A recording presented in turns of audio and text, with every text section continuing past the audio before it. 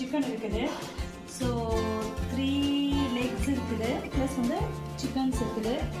இதை வச்சு இன்றைக்கி நான் வந்து என்ன ரெசிபி வந்து பண்ண போகிறேன் அப்படின்னா, ஸோ நம்ம வந்து நார்மலாக வந்து சிக்கன் எடுக்கணும் அப்படின்னா சிக்கன் கிரேவி, சிக்கன் சுக்கா, சிக்கன் குழம்பு அப்படின்னு சொல்லி நிறைய பண்ணுவோம். எனக்கு வந்து பார்த்திங்கன்னா பிரியாணிக்கு செய்கிற மாதிரி கிரேவி வந்து செய்ய போகிறோம். அதில் எப்படி செய்கிறன்றதை பாருங்கள். ஸோ இது வந்து ரைஸ் பண்ணாமல் ஜஸ்ட் நம்ம கிரேவியோட ஸ்டாப் பண்ணிவிட்டு அதை வந்து சூப்பரான காம்பினேஷன் கூட வந்து மிக்ஸ் பண்ணி சாப்பிட போகிறோம். ஸோ அப்படி எந்த இடத்துல வீடியோவில் பார்ப்பீங்க. என் சேனல் புதுசாக பார்த்துருக்கீங்க அப்படின்னா சேனலை சப்ஸ்கிரைப் பண்ணிட்டு பக்கத்துக்கு பெல் ஐக்கானை கிளிக் பண்ணிக்கிட்டு ஆன் கொடுத்தீங்க அப்படின்னா நான் போகிற எல்லா வீடியோஸும் நோட்டிஃபிகேஷனில் காட்டும்.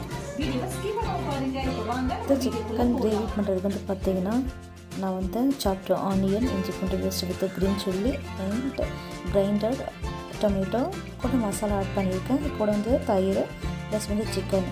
இது கூட வந்து பார்த்திங்கன்னா நீங்கள் ஸ்பைசி ஐட்டம்ஸ், அதாவது இலை, ஏலக்காய், கிராம்பு இதை வந்து நீங்கள் ஆட் பண்ணிக்கலாம். இப்போ வந்து பார்த்திங்கன்னா பேன் சூடாகிட்ட பிறகு நான் எண்ணெய் ஊற்றிருக்கேன். கூட வந்து பார்த்திங்கன்னா பிரிஞ்சி இலை, 4 ஏலக்காய், 4 வந்து ஆட் பண்ணியிருக்கேன். ஸோ ஒன்ஸ் வந்து நல்லா வதங்கிட்ட பிறகு சாப்டர் ஆனியன் வந்து ஆட் பண்ணிக்கிறேன்.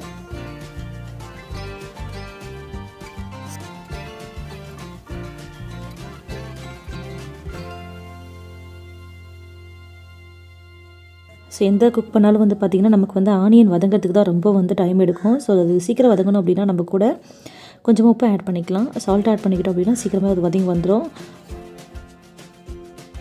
சால்ட் ஆட் பண்ணிவிட்டு நல்லா இதை வந்து கிண்டி விட்டுட்ருக்கேன். ஸோ ஒன்ஸ் இது வந்து நல்லா வதங்குற நேரத்தில் நான் என்ன பண்ணுறேன் அப்படி பார்த்தீங்கன்னா, ஏற்கனவே பரோட்டாக்காக மாவு பிசைஞ்சு வச்சுருந்தேன். ஸோ அதெல்லாம் வந்து நான் ரெடியாக தான் வச்சுருந்தேன். அது வதங்குற நேரத்துலேயே நான் இதெல்லாம் வந்து உருட்டி எடுத்துட்டேன் அப்படின்னா நமக்கு டைம் சேவிங்காக இருக்கும். ஸோ அந்த டைமில் வந்து பார்த்திங்கன்னா வதங்குற டைமில் நான் இதெல்லாம் வந்து மாவெல்லாம் உருட்டி வச்சிடுறேன். ஸோ ஆனியன் நல்லா வதங்கியாச்சு. கூட வந்து பார்த்திங்கன்னா இஞ்சி பூண்டு paste with green chilli paste அரைச்சி வச்சுருந்தேன்.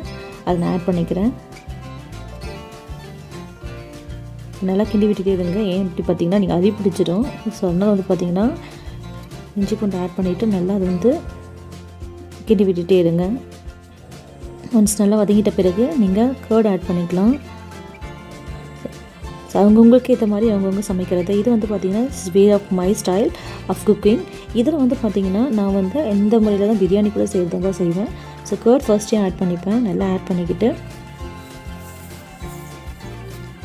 அதுக்கப்புறம் வந்து மசாலா, அதாவது தனி மிளகா, மஞ்சத்தூள், மல்லித்தூள், இந்த 3 பவுடரையும் நான் வந்து ஆட் பண்ணிக்கிறேன். ஸோ உங்களுக்கு மசாலா வந்து அதிகமாக நீங்கள் சாப்பிடுவீங்க அப்படின்னா நீங்கள் சிக்கன் மசாலா கூட ஆட் பண்ணிக்கலாம். ஸோ அவங்கவுங்க விருப்பத்துக்கு ஏற்ற மாதிரி நான் இந்த எண்ணெயிலே வந்து பார்த்திங்கன்னா மசாலாவை நல்லா வந்து ஃப்ரை பண்ணி எடுத்துக்கணும். நல்லா மசாலா வதக்கிட்ட பிறகு நான் நெக்ஸ்ட்டு வந்து டொமேட்டோ கிரைண்ட் பண்ணி ஆட் பண்ணியிருக்கேன். ஏன் அப்படின்னு பார்த்தீங்கன்னா பிரியாணி செய்யும்போது நம்ம வந்து இதை வந்து கிரைண்ட் பண்ண மாட்டோம்.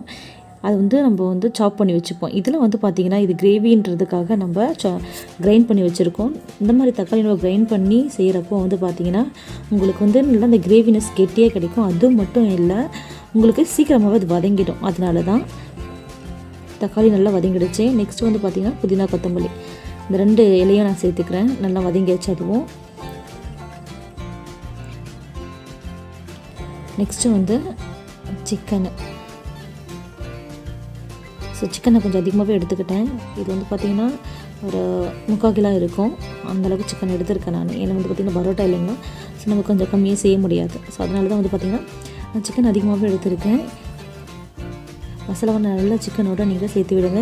நீங்கள் ப்ரீவியஸாகவே செய்யும்போது சிக்கன் வந்து நீங்கள் ஆட் பண்ணிங்க. அந்த மசாலாலாம் போகிறதுக்கு முன்னாடி நீங்கள் சிக்கன் ஆட் பண்ணிட்டீங்க அப்படின்னா நம்ம செய்ய சிக்கன் வந்து சீக்கிரம் வெந்துடும். அது வந்து உடைய ஆரம்பிச்சிடும். ஸோ எல்லாத்தையும் நீங்கள் போட்டு வதக்கிட்டு கடைசியில் நீங்கள் சிக்கன் ஆட் பண்ணிக்கலாம். சிக்கன் வந்து 10-15 மினிட்ஸில் சீக்கிரமாகவே வேந்துடும் அது. அதனால் நீங்கள் வந்து ப்ரீவியஸாகவே சிக்கன் ஆட் பண்ணிட்டீங்கன்னா அது உடைய ஆரம்பிச்சிடும். இப்போ பாருங்கள், நான் இதை வந்து மூடி போட்டு முடிகிறேன். நீங்கள் 10 மினிட்ஸ் வெயிட் பண்ணிங்க அப்படின்னா போதும், நல்லா வெந்து வந்துடும். இங்கே பாருங்கள், நல்லா வெந்தாச்சு.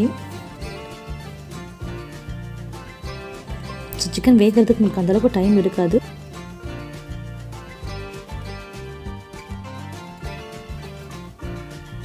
ஸோ நல்லா வந்துச்சு. அவ்வளோதான், நம்ம இது வந்து ஃபினிஷ் பண்ணுற டைமு.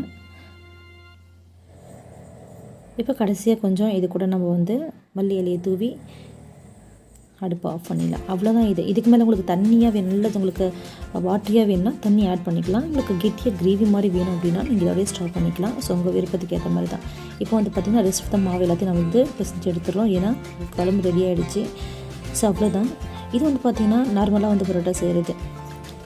ஸோ பெரிய பேனில் தெரியுது வந்து பார்த்திங்கன்னா இது நீங்கள் வந்து மாவு பிசைஞ்சு நார்மலாக பரோட்டா சேர்த்து. நெக்ஸ்ட்டு வந்து பார்த்திங்கன்னா உங்களுக்கு சைட் ஸ்க்ரீனில் தெரியும், அது வந்து சிக்கன் அந்த கிரேவி பண்ண இல்லைங்களா, அதை ஸ்டஃப் பண்ணி நம்ம வந்து பரோட்டா செய்கிறது. சிக்கனுக்கு பதிலாக நீங்கள் எக்கு கூட ஸ்டஃப் பண்ணிக்கலாம், உங்கள் விருப்பம் தான். ஸோ இந்த மாதிரி சாப்பிட்றப்போ வந்து பார்த்திங்கன்னா குழந்தைங்க கூட நல்லாவே சாப்பிடும். நீங்கள் வந்து வெறும் பரோட்டா கொடுத்தாலும் குழந்தைங்க சாப்பிடும். சிக்கனோ இல்லை எக்கோ நீங்கள் ஸ்டஃப் பண்ணி கொடுத்தீங்கன்னா அது இன்னுமே நல்லா சாப்பிடுவாங்க. ஸோ நீங்கள் இந்த மாதிரி ட்ரை பண்ணி பாருங்கள். இந்த ரெசிபி நீங்களும் செஞ்சு பாருங்கள். இந்த ரெசிபி பிடிச்சிருந்துச்சு அப்படின்னா சேனல் லைக் பண்ணுங்கள். அண்ட் மறக்காமல் நீங்கள் புதுசாக பார்த்துட்ருக்கீங்க அப்படின்னா சப்ஸ்கிரைப் பண்ணிக்கோங்க. பக்கத்தில் இருக்க பெல் ஐக்கானை கிளிக் பண்ணிக்கிட்டு நீங்கள் ஆள் கொடுத்து செட் பண்ணி வச்சுக்கிட்டீங்க அப்படின்னா நான் போகிற மற்ற வீடியோஸ் ஃபியூச்சரில் எல்லாமே உங்களுக்கு நோட்டிஃபிகேஷனில் காட்டும். தேங்க்யூ ஃபார் வாட்சிங்.